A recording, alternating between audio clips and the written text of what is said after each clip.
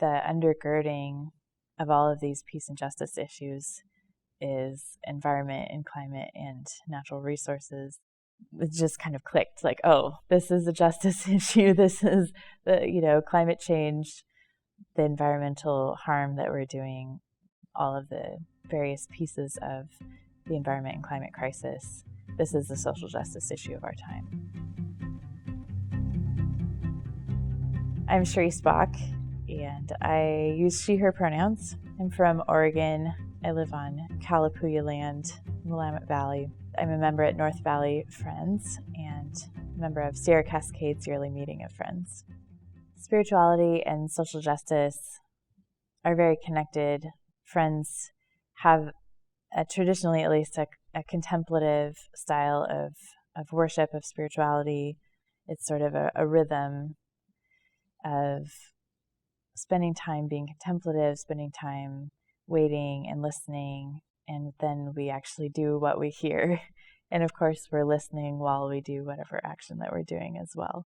I think there's a lot of power and joy and deep rootedness that can come from combining spirituality with social justice. We sometimes tend to think of spirituality as sort of escaping our body, especially for Quakers, where we're coming in, we're sitting in silence. And a lot of times it can kind of feel like I'm going to focus on my spirit, sort of get out of my body, ignore my body as much as possible. That's a kind of a problem because we aren't being our full selves. We're just trying to escape ourselves. There's a long history, particularly in the West, if you want to call it that, in kind of Western cultures, of disconnection from the rest of the natural world. This comes from the kind of dualism of nature versus culture and seeing those as a hierarchy. So if you have, culture is better than nature, and so we're trying to escape nature or control nature in order to create culture or civilization. As Western cultures, European nations colonized other parts of the world, they brought this idea of Western culture is better and nature is worse, and so we should try to escape from nature. For many of us who have been taught that our whole lives kind of subconsciously, it's really hard to feel connected to the natural world, or we feel like maybe it's sort of like subversive to do that, or it's sort of, not as good as, living really disconnected from nature. So it's a really hard thing to break down, I think, in many Americans' minds and actions.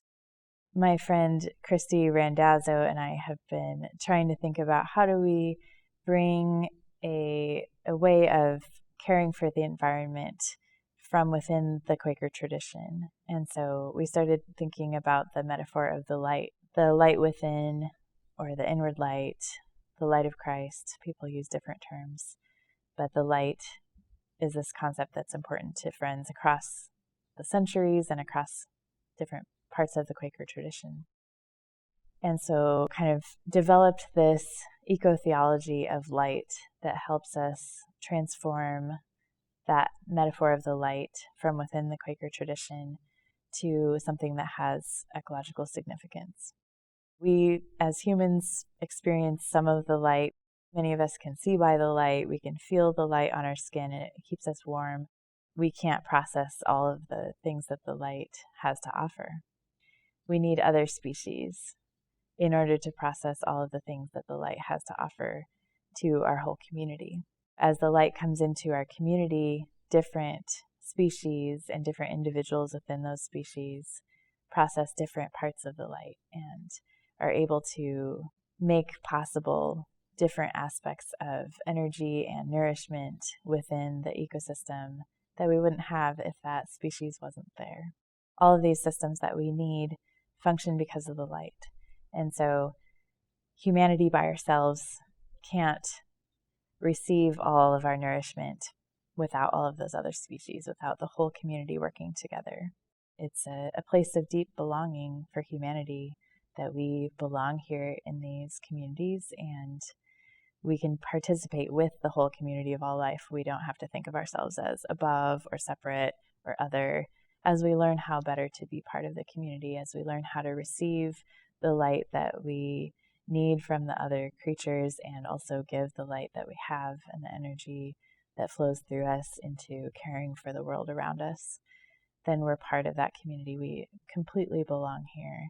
We don't have to try to control all of it and be above nature, but we are participants and beloved members of the community. Thank you for watching this episode of QuakerSpeak. If you like this video, please leave a thumbs up and a comment so we can reach even more friends. For more videos, click this playlist here. To subscribe to QuakerSpeak, click this here. And to support us on Patreon, click here. Thank you so much for watching. Happy Thursday.